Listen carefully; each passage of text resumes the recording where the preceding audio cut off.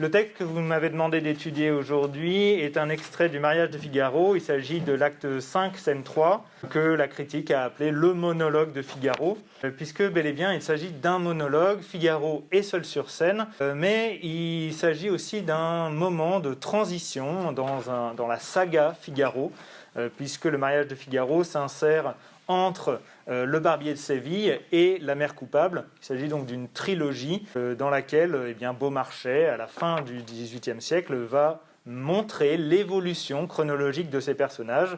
On sort véritablement du concept de personnage pour arriver au concept de personne. Et on va se retrouver avec ce personnage de valet, Figaro, qui est un valet très traditionnel dans le premier volet. C'est lui le stratège principal du barbier de Séville. Et dans le mariage de Figaro, il va se retrouver lui-même la dupe du stratagème des deux femmes, en l'occurrence la comtesse et Suzanne. Ici, Beaumarchais va mettre en scène Figaro seul dans l'obscurité et réfléchissant aux aléas qui l'ont mené jusqu'ici, qui l'ont mené jusqu'à être trompé. Je vous en propose la lecture. Figaro, seul, se promenant dans l'obscurité du ton le plus sombre. Ô femme, femme, femme, créature faible et décevante, nul animal créé ne peut manquer à son instinct. Le tien est-il donc de tromper ? Après m'avoir obstinément refusé quand je l'en pressais devant sa maîtresse, à l'instant qu'elle me donne sa parole, au milieu même de la célébration. Il riait en lisant le perfide. Et moi, comme un benêt. Non, monsieur le comte, vous ne l'aurez pas. Vous ne l'aurez pas. Parce que vous êtes un grand seigneur, vous vous croyez un grand génie ? Noblesse, fortune, un rang, des places, tout cela rend si fier. Qu'avez-vous fait pour tant de bien ? Vous vous êtes donné la peine de naître, et rien de plus. Du reste, homme assez ordinaire. La problématique que je vais essayer d'illustrer avec le commentaire linéaire de ce texte sera la suivante. À quelle méditation Figaro est-il mené par la supposée tromperie de Suzanne ? Il s'agira ainsi de découper notre texte en 4 mouvements. Un premier mouvement de la ligne 1 à 6, on s'arrêtera à Benêt, où on parlera spécifiquement de la tromperie comme résultante du mariage. On parlera ensuite de la ligne 6 à 12 d'une réflexion sur les classes sociales, de la ligne 13 à 18 une réflexion sur le destin, et de la ligne 19 à la fin une réflexion sur sa propre biographie. Je commence ainsi le commentaire avec l'étude de cette didascalie. Donc, Beaumarchais insiste sur le contexte de ce monologue, un monologue puisqu'il est seul sur scène, et le contexte, il est dans l'obscurité, il parle du ton le plus sombre, on peut noter le superlatif relatif. Beaumarchais insiste sur la tonalité au moins pathétique, voire peut-être même tragique de ce monologue, puisque Figaro, croyant être trompé, est au fond du trou.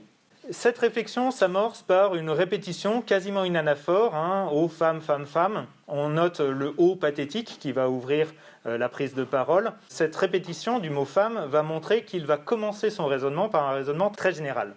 Donc la femme, définition, créature faible et décevante.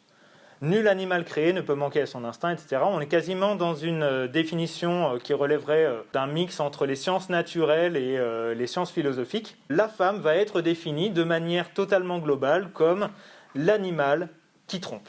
Alors, pourquoi est-ce que Figaro s'autorise cette définition ? Eh bien, tout simplement parce que, c'est la suite du texte, il vient d'être trompé par la femme qu'il aime.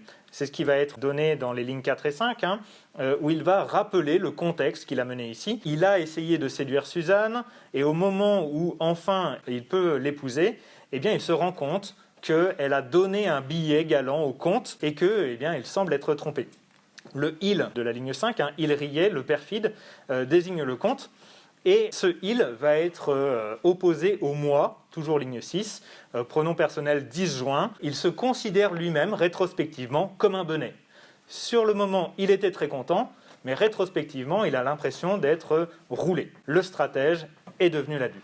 Cette tromperie, qui devient quasiment une nécessité physiologique, comme on le voit dans le début de cette partie, va amener, par concaténation, une autre réflexion qui va toucher cette fois-ci le comte. Et je passe ainsi à ma deuxième partie. Non, monsieur le comte, la cible est identifiée, et on voit bien qu'il y a un lien avec la réflexion précédente, puisque non, monsieur le comte, vous ne l'aurez pas. Ici, le L' désigne Suzanne.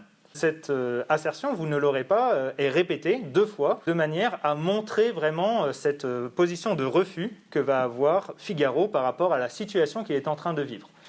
Sa réflexion va mener finalement à expliciter son refus et expliciter les raisons qui font qu'il est injuste que le comte aie Suzanne. Eh bien, ces raisons, ce sont simplement des raisons sociales. Il va opposer à l'intérieur de cette partie « Monsieur le comte, dit le grand seigneur, et moi, ligne 9, perdu dans la foule obscure ». C'est bien Figaro, puisque « perdu dans la foule obscure », le mot « obscur », l'adjectif, fait référence aussi à obscurité qui était déjà présente dans la didascalie. Donc, le grand seigneur d'un côté, caractérisé par noblesse, fortune, rang, place. Le moi de l'autre côté, qui va être caractérisé par sa perte. Il est l'homme normal. Mais l'intérêt ici est de voir que le lien entre les deux est cette expression « du reste, homme assez ordinaire ». Le fondement de l'injustice, selon Figaro, c'est que ces classes sociales sont indexées sur quelque chose qui est une convention. C'est-à-dire que la noblesse est conventuelle, alors même que le comte comme Figaro sont des hommes assez ordinaires. Chaque homme est assez ordinaire, chaque homme est perdu dans la foule, alors même que, dans les faits, le comte, lui, est supérieur par son rôle. Cette opposition, elle va être marquée plus particulièrement par la conjonction de subordination, tandis que, à la ligne 9, qui va accentuer cette opposition entre les deux personnages. Figaro va du coup retourner cette situation sociale qui lui était défavorable en disant que voilà, moi, il m'a fallu déployer plus de sciences et de calcul pour subsister qu'on en a mis depuis 100 ans à gouverner toutes les Espagnes. Ici, avec le comparatif de supériorité, plus que, eh bien, il va montrer que lui, pour sa survie, il a été obligé d'être meilleur que des gens qu'on a mis au sommet de sociétés, par exemple l'Espagne, mais par exemple la France aussi. Donc ce rapport social va se renverser par un rapport de valeur individuelle, si on veut. La réflexion est coupée, on voit qu'il est toujours dans cette attente d'une réponse par rapport à la tromperie de Suzanne. Il a l'impression que quelqu'un vient, il a l'impression que c'est Suzanne qui va venir s'expliquer. Malheureusement, ce n'est rien. La réflexion continue du coup avec ma troisième partie, le troisième mouvement du texte. Il va élargir son raisonnement à une réflexion sur le destin, une méditation sur le destin. Et cela va être noté d'une part avec la référence au diable directement comme puissance supérieure qui éventuellement pourrait agir sur sa vie. Mais cette réflexion, elle est tout de suite rattachée à la méditation principale qui est la méditation amoureuse. Me voilà faisant le sot métier de mari, quoique je ne sois encore qu'à moitié. Donc ici, il fait référence au fait qu'ils ne sont pas encore mariés, ils sont simplement fiancés, mais le diable vient faire son affaire. Était rien plus bizarre que ma destinée. Ici, le vocabulaire va faire explicitement référence à la tragédie et l'ensemble des questions qui vont suivre resteront dans cette optique tragique. On va revenir, là encore par concaténation, à son origine obscure. Perdu dans la foule obscure, il est fils de je ne sais pas qui. On commence à amorcer sa biographie. Il a été volé par des bandits et il a été élevé comme un bandit. Mais il va s'opposer à ça et courir une carrière honnête, malgré le fait que ça lui soit défavorable. Partout, je suis repoussé. Arrivent ces trois questions. Comment cela m'est arrivé? Pourquoi ces choses et non pas d'autres? Qui les a fixées sur ma tête? Trois questions qui font explicitement référence à cette puissance qui va avoir la main mise sur sa vie, une puissance qui s'apparenterait à un genre de destin, bien que ce ne soit pas clairement identifié. Comment, pourquoi, qui? On a les questions qui concernent la manière, la raison et l'origine des événements qu'il vit. Et il se situe ballotté entre des manières, des raisons et des origines qui sont aussi obscures les unes que les autres et qui, finalement, ont la main mise sur lui. Alors, cette réflexion sur le destin général, de la même manière que la tromperie générale était indexée à la tromperie de sa femme, cette réflexion sur le destin général va être indexée à son destin à lui personnellement, qui était déjà un petit peu noté à la ligne 15 avec son vol par les bandits, mais qui va être développé dans le quatrième mouvement à partir de la ligne 19, où il va y avoir toute sa biographie qui va être donnée. Et sa biographie, elle va commencer par justement le rappel qu'il ne maîtrise rien. Il est forcé, il est entré sans le savoir, il en sortira sans le vouloir, donc avec les négations totales qui sont là pour renforcer le fait qu'il est totalement impuissant par rapport aux événements. mais il va avoir une vision relativement positive quand même de sa vie malgré tout, puisque son objectif de vie sera de joncher d'autant de fleurs que la gaieté l'a permis le chemin qu'il est en train de parcourir. C'est la ligne 20. Là encore, ce qui est intéressant, c'est que cette réflexion sur sa destinée personnelle va se doubler de méditation philosophique, voire quasi métalinguistique, qui va réfléchir en fait sur les termes qui lui viennent lorsqu'il réfléchit. Ma gaieté, encore je dis ma gaieté sans savoir si elle est à moi. Pareil, moi, ni même quel est ce moi dont je m'occupe. Donc en fait, au fur et à mesure que les méditations se déploient, eh bien, il va y avoir une réflexion sur les termes qu'il emploie, réflexions qui vont donner naissance à des définitions. J'utilise ces mots dans tel ou tel sens. Donc ce moi dont je m'occupe, définition, un assemblage informe de parties inconnues. C'est la ligne 21-22. Et cet assemblage informe de parties inconnues, c'est d'autant plus étonnant que ce soit le moi. Et donc il va essayer de définir ce qu'il était. Alors ça va être dans l'ordre chronologique, un chétif être imbécile, un petit animal folâtre, un jeune homme ardent au plaisir, ayant tous les goûts pour jouir, etc.